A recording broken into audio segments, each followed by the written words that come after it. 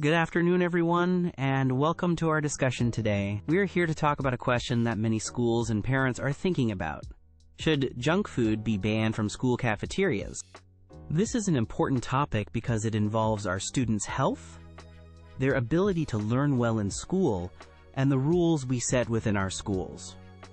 Finding the right balance between healthy choices and personal freedom is not always easy.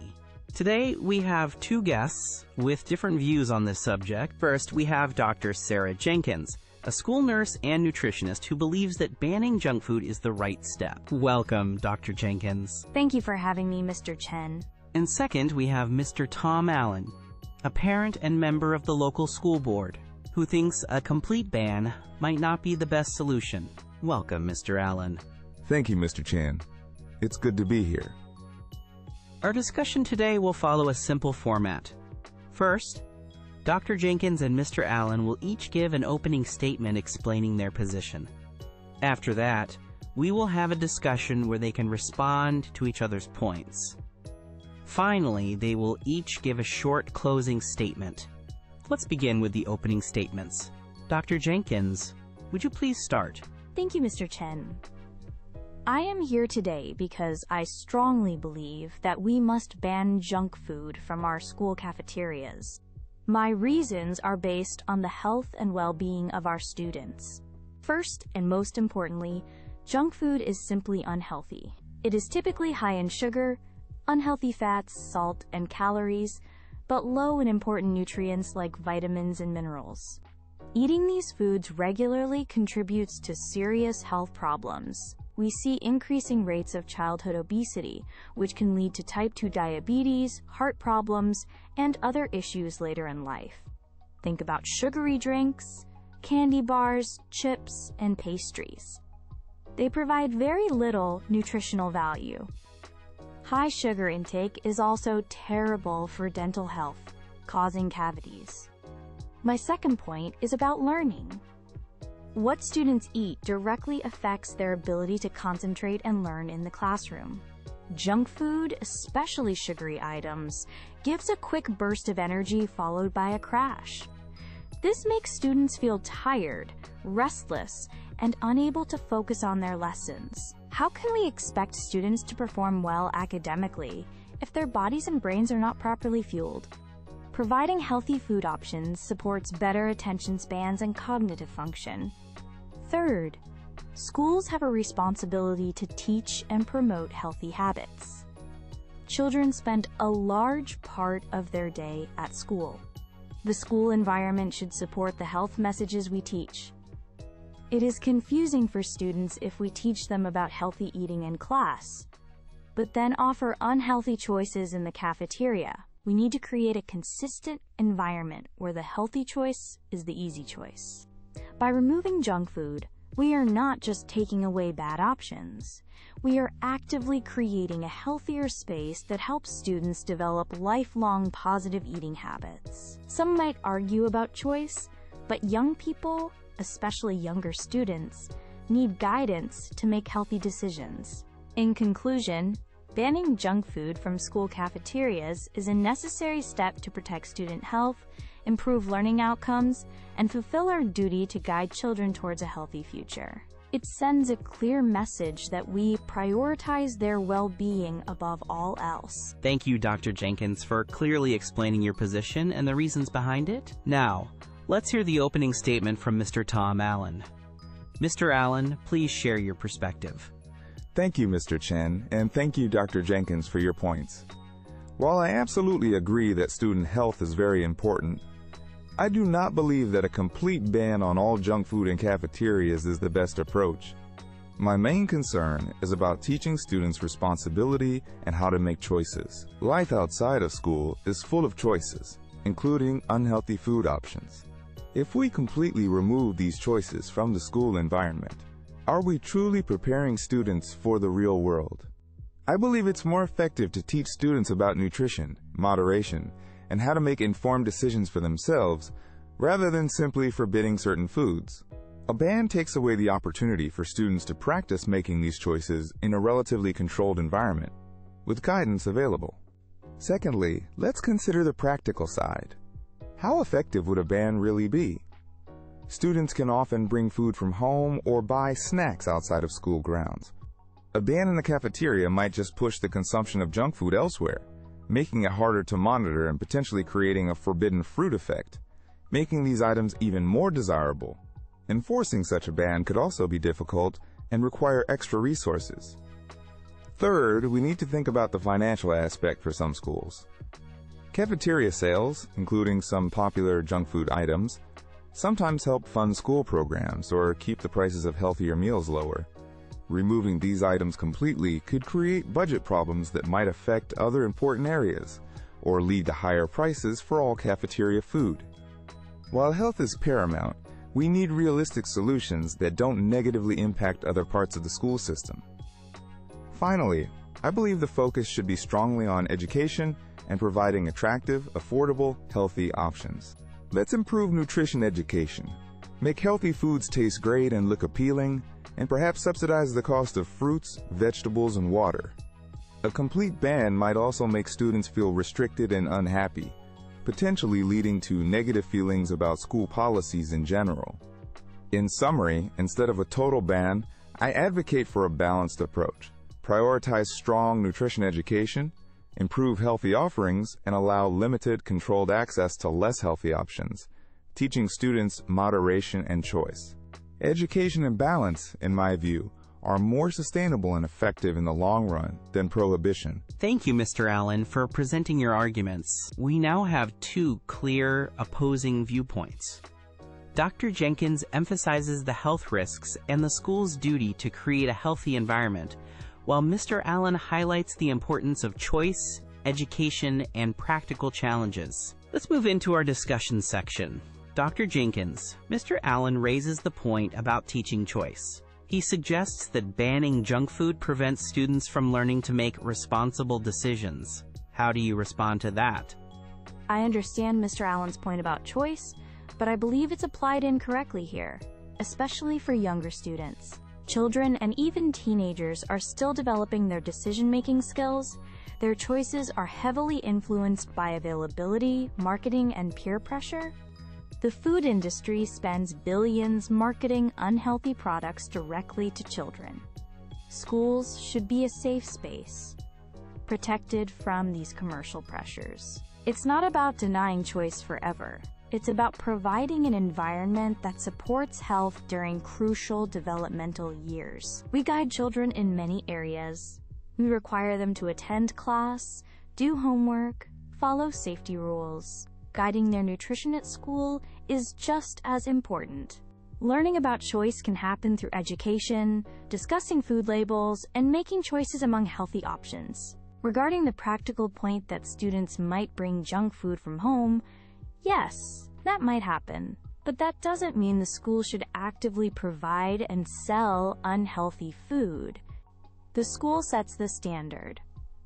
If the standard is healthy, it sends a powerful message. We can work with parents to encourage healthy packed lunches too.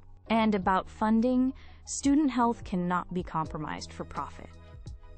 There are other ways to raise funds for schools, like grants, community partnerships, or fundraisers focused on healthy activities or products. We must find solutions that don't rely on selling foods that harm our students' health and learning potential.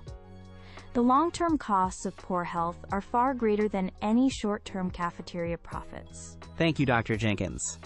Mr. Allen, Dr. Jenkins argues that the school environment itself needs to be healthy, and that guiding choices, especially for younger students, is part of the school's responsibility.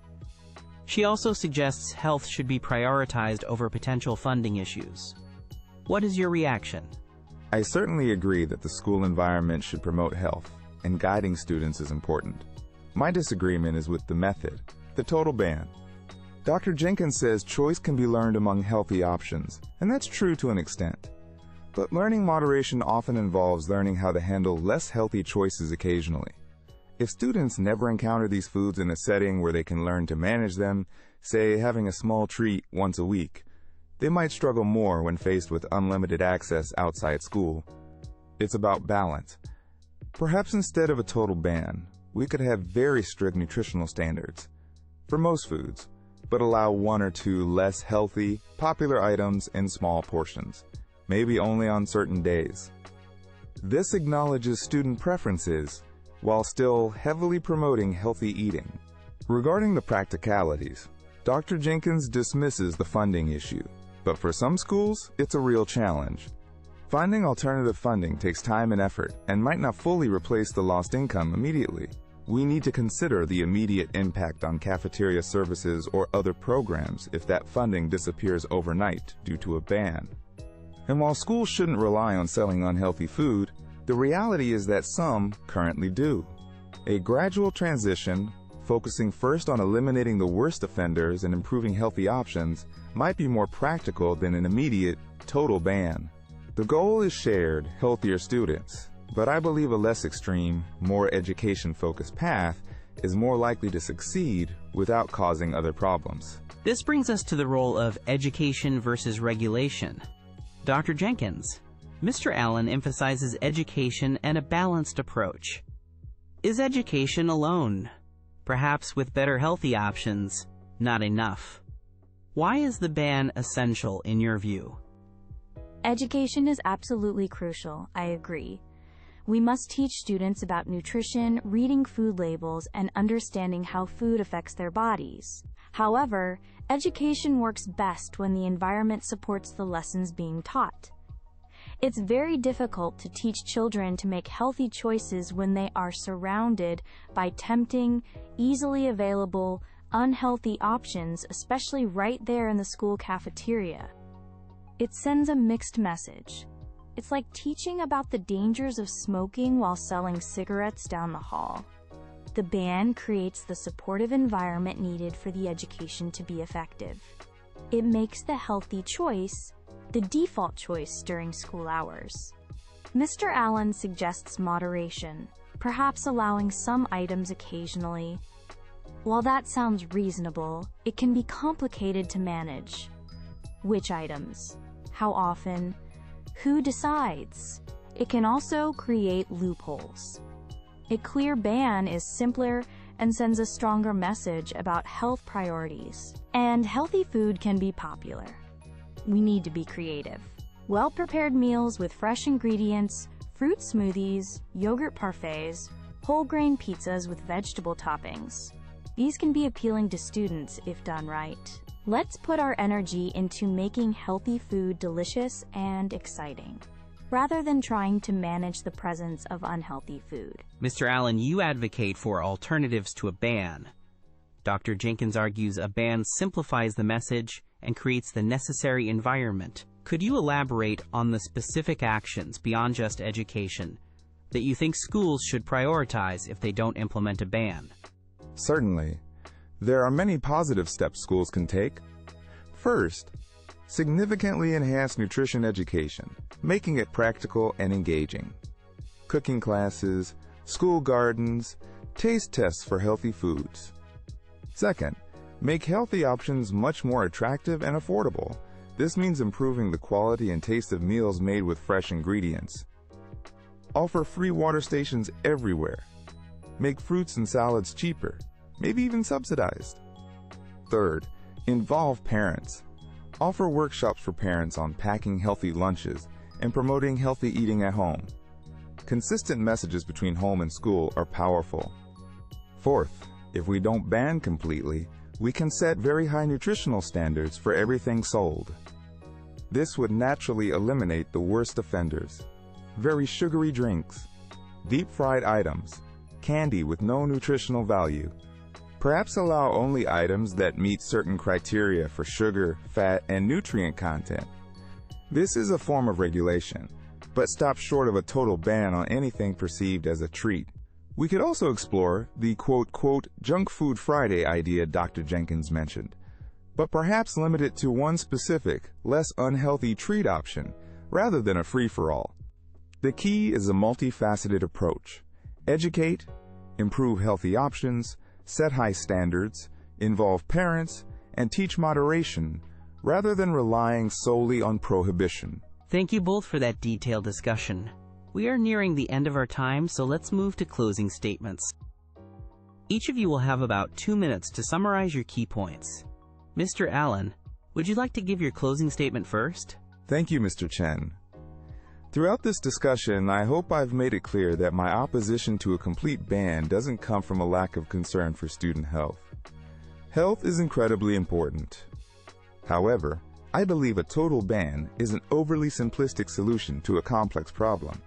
It overlooks the importance of teaching students how to navigate the world of choices they will inevitably face outside of school. We need to empower students with knowledge and skills through robust nutrition education, not just shield them from reality.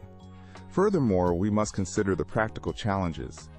A ban might not be fully effective if students bring items from home, and it could create financial difficulties for some schools that rely on cafeteria income. Instead of prohibition, let's focus our energy on positive measures. Making healthy food delicious, affordable, and appealing, setting high nutritional standards for all cafeteria offerings, educating students and parents, and fostering an environment where students learn to make balanced choices. Let's teach responsibility and moderation. This approach, I believe, better prepares students for a lifetime of healthy living than simply banning certain foods during school hours. Thank you. Thank you, Mr. Allen. Dr. Jenkins, your closing statement, please. Thank you, Mr. Chen. Mr. Allen speaks about preparing students for the real world. But the reality is that the real world is currently facing a health crisis related to poor diet and obesity, starting in childhood. Schools must be part of the solution, not part of the problem. The health risks associated with junk food, obesity, diabetes, poor concentration, dental problems, are not trivial. They have serious long-term consequences. While education is vital, it is not enough on its own, especially when children are constantly exposed to unhealthy options. The school environment profoundly shapes habits. We have a responsibility to create the healthiest possible environment for our students during the school day. Banning junk food is a clear, decisive action that demonstrates our commitment to their well-being. It simplifies choices, eliminates mixed messages, and ensures that the food available supports learning and health. Practical concerns about funding or students bringing food from home should not override our fundamental duty to protect children's health. We can find creative solutions to these challenges. Let's make our schools places where healthy habits are learned and practiced daily. Banning junk food is a critical step in achieving that goal. Our children's health must be our top priority.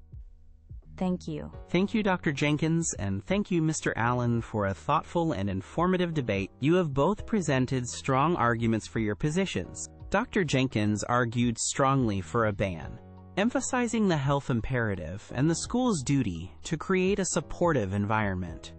Mr. Allen argued for a focus on education, choice, and practical solutions, suggesting a ban might be counterproductive or difficult to implement effectively. This is clearly a complex issue, with valid points on both sides. We hope this discussion has given our audience plenty to think about.